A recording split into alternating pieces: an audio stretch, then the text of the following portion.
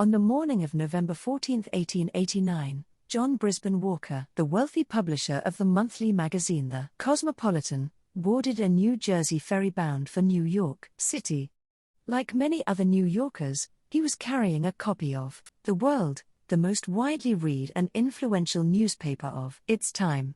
A front-page story announced that Nellie Bly, the World Star investigative reporter, was about to undertake the most sensational adventure of her career, an attempt to go around the world faster than anyone ever had before. 16 years earlier, in his popular novel, Jules Verne had imagined that such a trip could be accomplished in 80 days. Nellie Bly hoped to do it in 75. Immediately, John Brisbane Walker recognized the publicity value of such a scheme, and at once an idea suggested itself. The Cosmopolitan would sponsor its own competitor in the Around the World race, traveling in the opposite direction. Of course, the magazine's circumnavigator would have to leave immediately, and would have to be, like Bly, a young woman. The public, after all, would never warm to the idea of a man racing against a woman. But who should it be? Arriving at the offices of the Cosmopolitan that morning, Walker sent a message to the home of Elizabeth Bisland, the magazine's literary editor. It was urgent, he indicated. She should come at once. Each month for the Cosmopolitan, Elizabeth Bisland wrote a review of recently published books entitled In the Library. She was a reader with refined tastes and wide-ranging interests. The subjects covered in her first few columns included Tolstoy's social gospel, the 14th-century tales of Don Juan Manuel, the collected poems of Emma Lazarus, and a 2-volume history of the Vikings by the Norwegian author Hjalmar Boysen. Born into a Louisiana plantation family ruined by the Civil War, Bisland had moved to New Orleans and then, a few years later, to New York, where she contributed to a variety of magazines and was regularly referred to as the most beautiful woman in metropolitan journalism. At the time of her race around the world, Elizabeth Bisland was 28 years old. She was tall, with an elegant, almost imperious bearing that made her appear even taller. She had large dark eyes and luminous pale skin and spoke in a low, gentle voice. She reveled in gracious hospitality and smart conversation, both of which were regularly on display in the literary salon that she hosted in her small apartment, where members of New York's creative set gathered to discuss the artistic issues of the day. Bisland's particular combination of beauty, charm, and erudition seems to have been nothing short of bewitching. One of her admirers, the writer Lafcadio Hearn, called her a sort of goddess, and likened her conversation to hashish, leaving him disoriented for hours afterwards. Another said, about talking with her, that he felt as if he were playing with a beautiful dangerous leopard, which he loved for not biting him. Bisland herself was well aware that feminine beauty was useful but fleeting. After the period of sex attraction has passed, she once wrote, "Women have no power in America," and she took pride in the fact that she had arrived in New York with only $50 in her pocket, and that the thousands of dollars now in her bank account had come by virtue of her own pen. Capable of working for 18 hours at a stretch, she wrote book reviews, essays, feature articles, and poetry in the classical vein. She was a believer, more than anything, in the joys of literature, which she had first experienced as a girl in ancient, tattered volumes of Shakespeare and Cervantes that she found in the ruined library of her family's plantation house. She had taught herself French while she churned butter, so that she might read Rousseau's Confessions in the original. She cared nothing for fame, and indeed found the prospect of it distasteful. So when she arrived at the offices of the Cosmopolitan, and John Brisbane Walker proposed that she race Nellie Bly around the world, Elizabeth Bisland told him no. She had guests coming for dinner the next day, she explained, and besides, she had nothing to wear for such a long journey. The real reason, though, as she would later acknowledge, was that she immediately recognized the notoriety that such a race would bring, and to this notoriety I most earnestly objected. John Brisbane Walker, however, had already made one fortune in alfalfa and another in iron and was in the process of making a third, in magazine publishing. He was not easily dissuaded, and 6 hours later Bisland found herself on a New York Central Line train bound for San Francisco. Elizabeth Bisland would write 7 articles about her race around the world for the Cosmopolitan, which in 1890 were collected and published by Harper and Brothers as a book entitled In 7 Stages, A Flying Trip Around the World. Her account began, if, on the 13th of November, 1889, some amateur prophet had foretold that I should spend Christmas Day of that year on the Indian Ocean, I hope I should not by any open and insulting incredulity have added new burdens to the trials of a hard-working soothsayer. I hope I should, with the gentleness due a severe case of aberrated predictiveness, have merely called his attention to that passage in the Koran in which it is written, "The Lord loveth a cheerful liar," and bid him go in peace. Yet I did spend the 25th day of December steaming through the waters that wash the shores of the Indian Empire, and did do other things equally preposterous, of which I would not have believed myself capable if forewarned of them. I can only claim in excuse that these vagaries were unpremeditated, for the prophets neglected their opportunity and I received no augury. Bisland was a published poet, and throughout the trip she wrote of her experiences in a highly lyrical, impressionistic style, paying special attention to the ever-changing scapes of land and sea.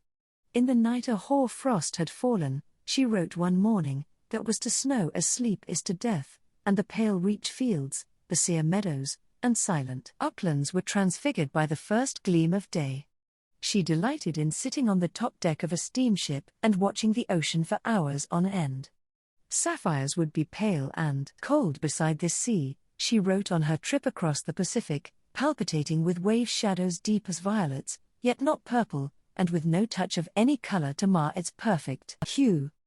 It flames with unspeakable, many-faceted splendor, under a sky that is one by contrast with its profundity of tint, and the very foam that curls away from our wake is blue as the blue shadows in snow. Prior to the around-the-world trip Bisland had never been out of the country before, and during it she discovered a love of travel that would stay with her the rest of her life. This was perhaps best exemplified in a late-night carriage trip she took to the tanks of Yemen, a remarkable system of ancient stone cisterns. Our footsteps and our voices echo in hollow whispers from the empty tanks and the mysterious shadows of the hills, Bisland wrote, though we walk lightly and speak softly, awed by the vast calm radiance of the African night. The world grows dreamlike and unreal in the white silence. That was what the trip had given her, she would reflect later, the vividness of a new world, where one was for the first time, as Tennyson had written, Lord of the Senses 5. It was well, she told herself when it was all over, to have thus once really lived. It's instructive to note that in her book Bisland always described her undertaking for the Cosmopolitan as a trip or a journey, and never, not even once, as a race. Still, she was a loyal employee and she threw herself into the competition with vigor.